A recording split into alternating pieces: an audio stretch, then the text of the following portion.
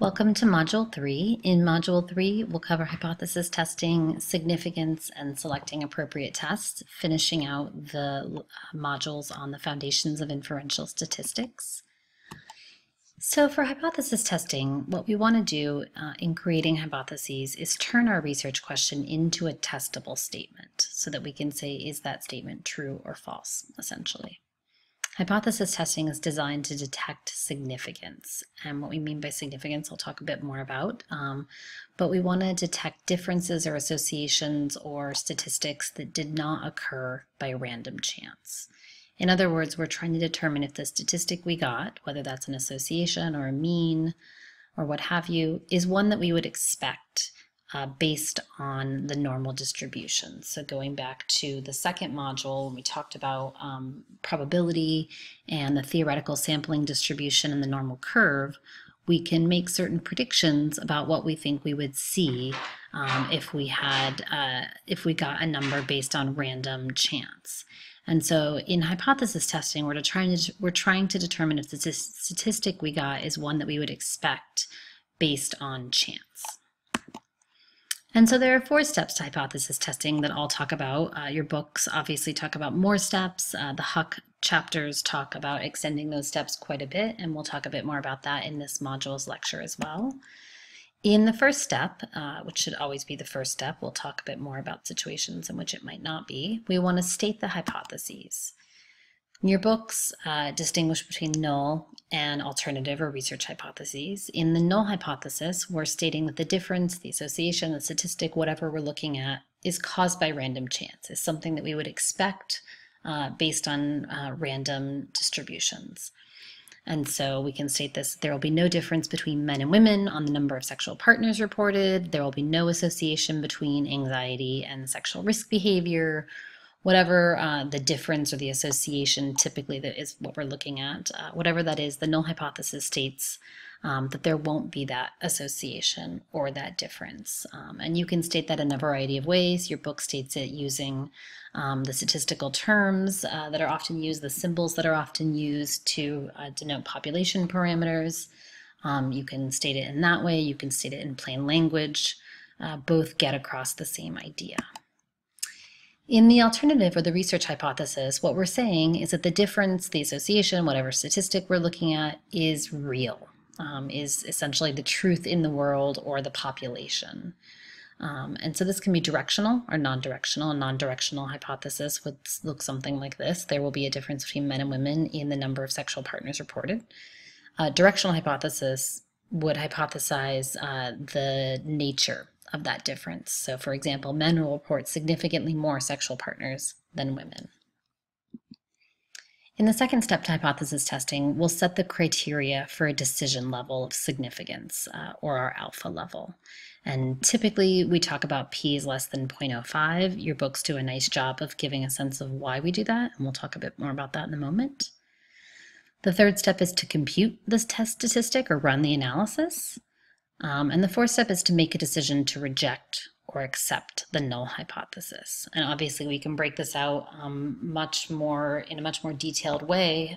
Your Huck book breaks that out into several more steps, and those are all part of the process. They can just be lumped slightly differently.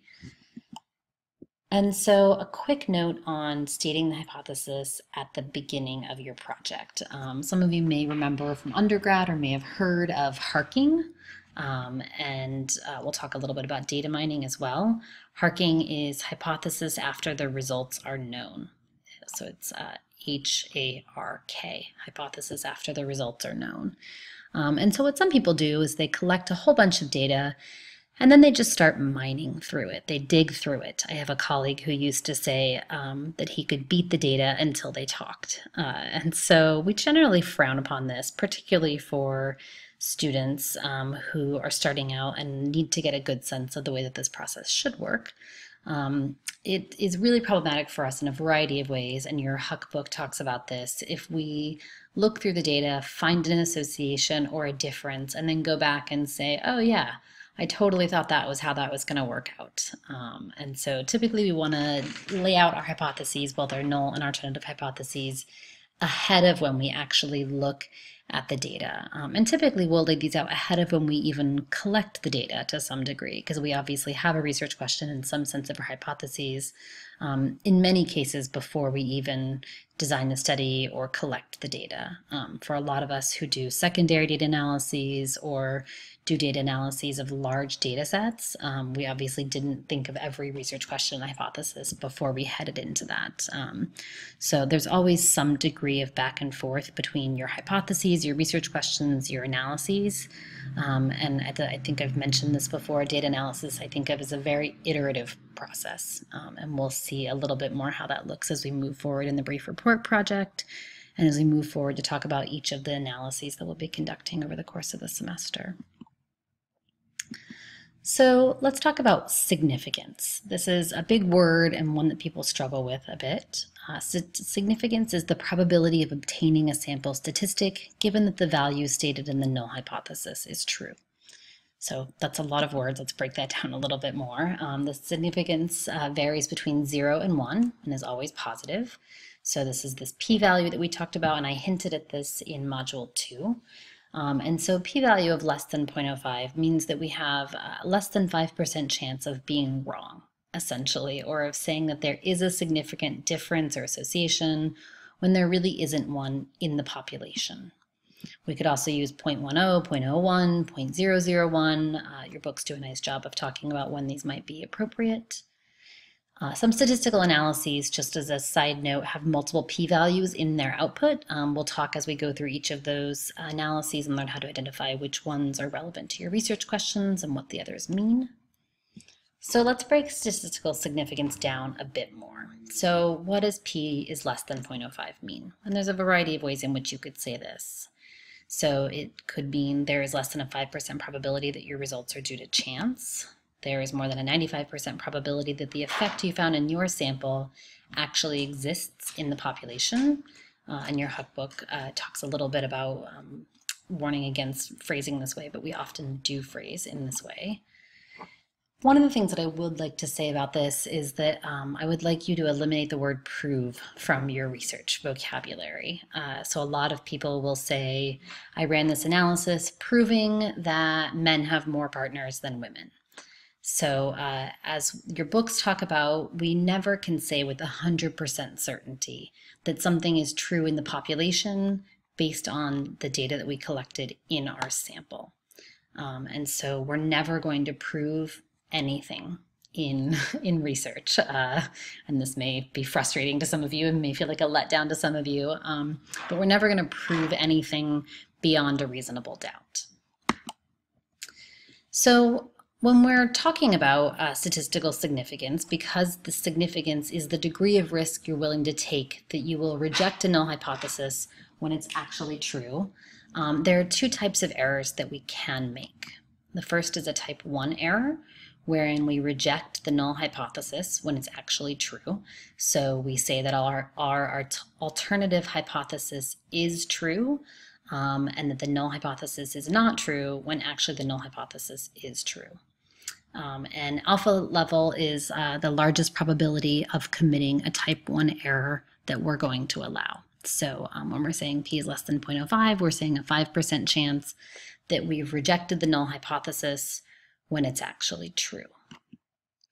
Type 2 error, on the other hand, is an error in which we accept the null hypothesis when it should be rejected.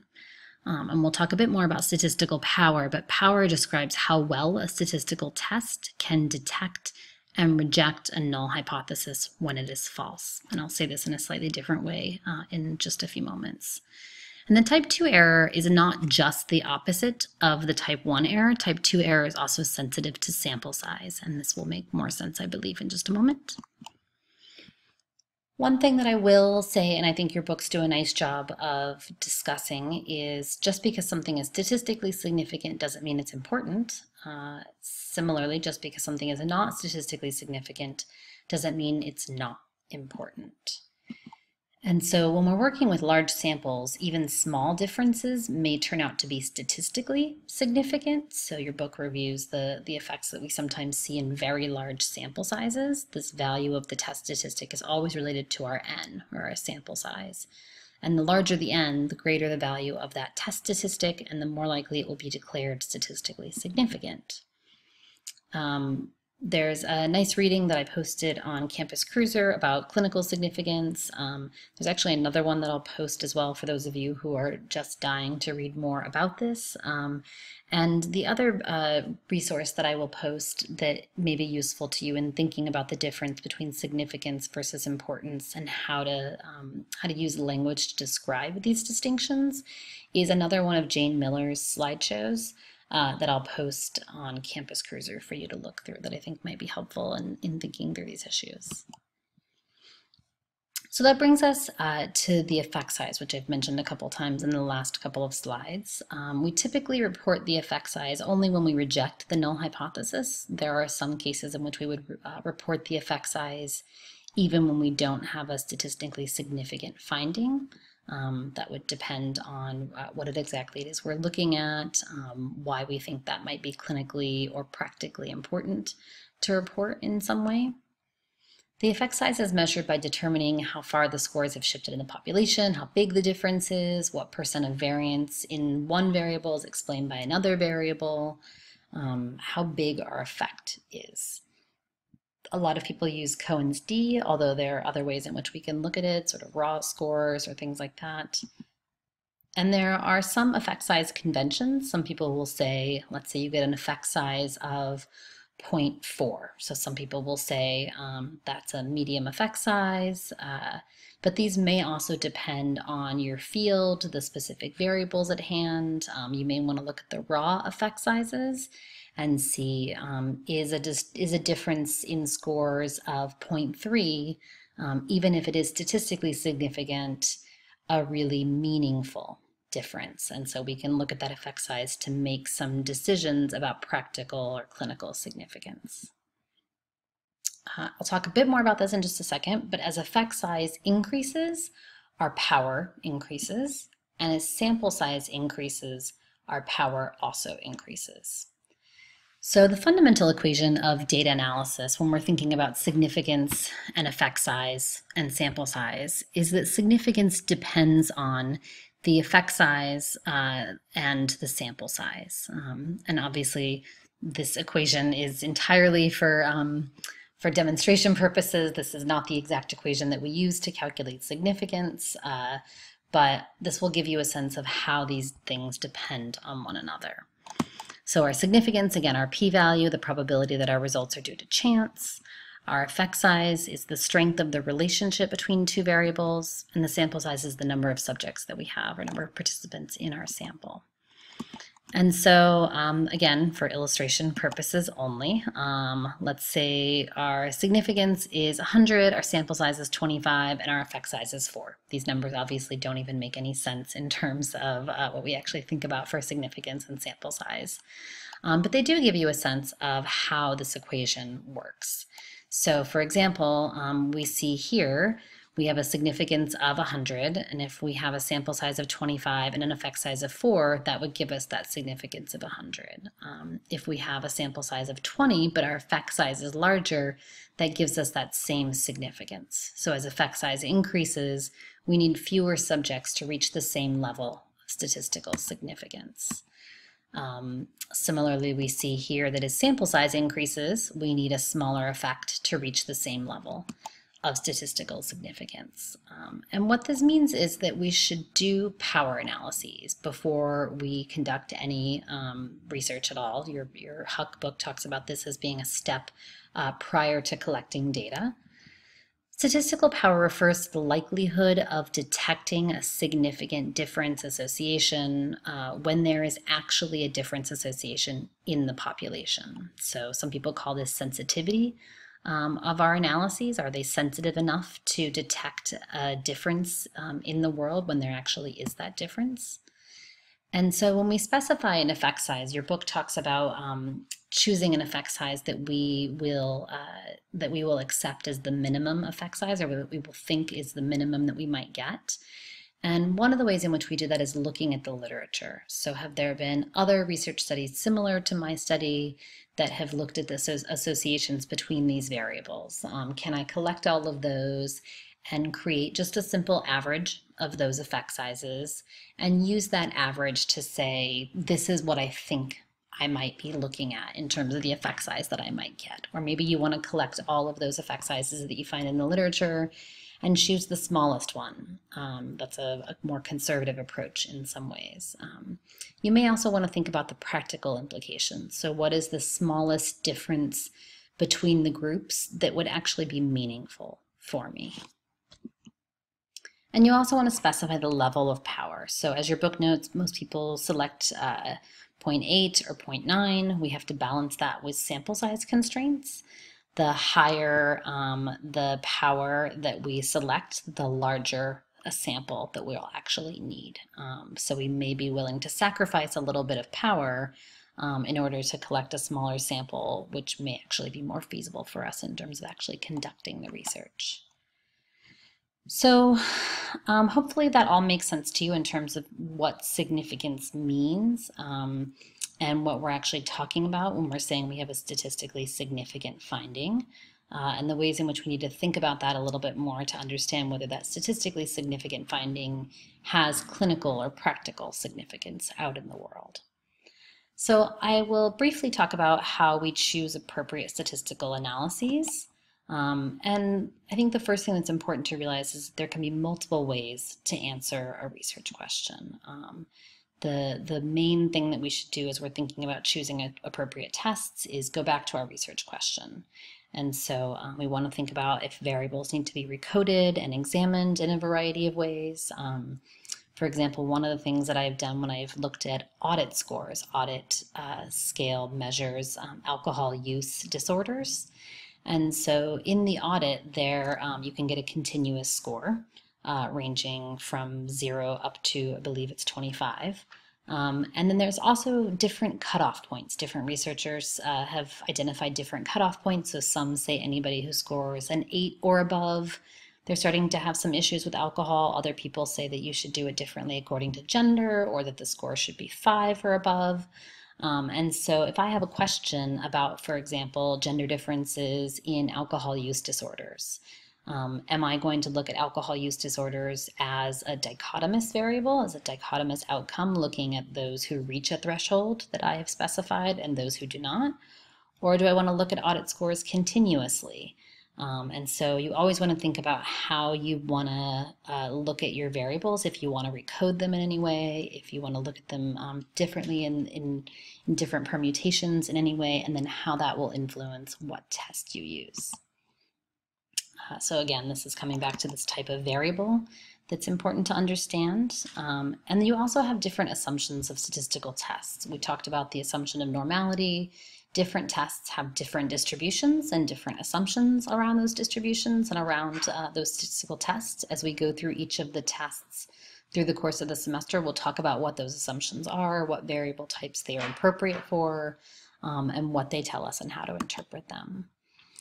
And your book has flowcharts. There are tons of flowcharts online. A lot of them look something like this to give you a sense of where you should end up. These are not totally foolproof. You need to have a good sense of what kinds of variables you're interested in. So in the example I gave before about gender differences in alcohol use disorders, so gender differences would be my independent variable because we can never use gender as a dependent variable. There's nothing that would change our gender. If I drink enough, it's not going to change whether I am biologically male or female.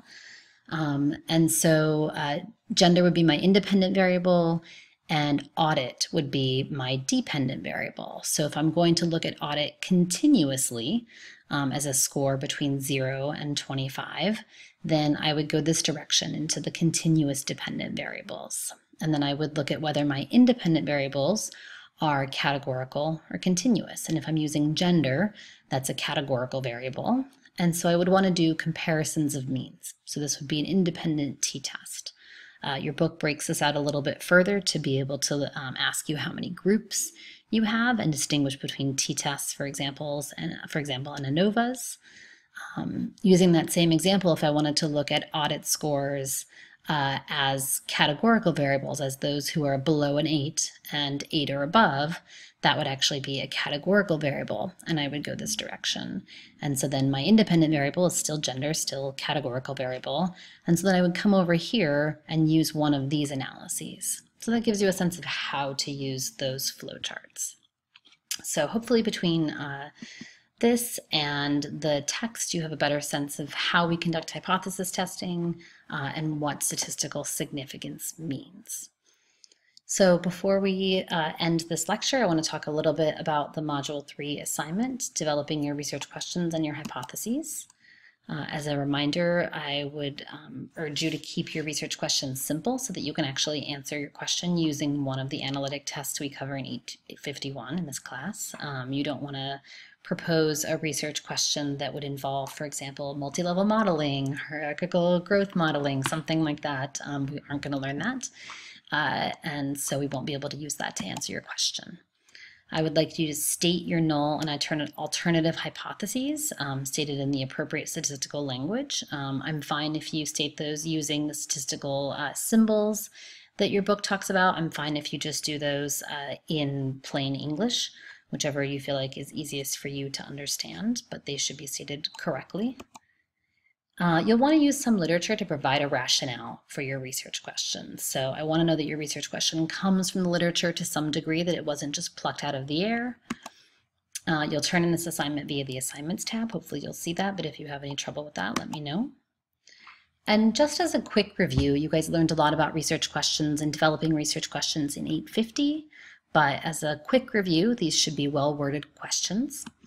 The questions should suggest a relationship to be examined, so between an independent variable and a dependent variable. I should be able to tell when I read the research question which variable is the independent variable and which variable is the dependent variable. The question should imply the possibility of empirical testing, so you should be specific and operationalize your variable, so tell me what you're going to be using. And again, that research question should be based on the literature, not just based on what you think is true in the world.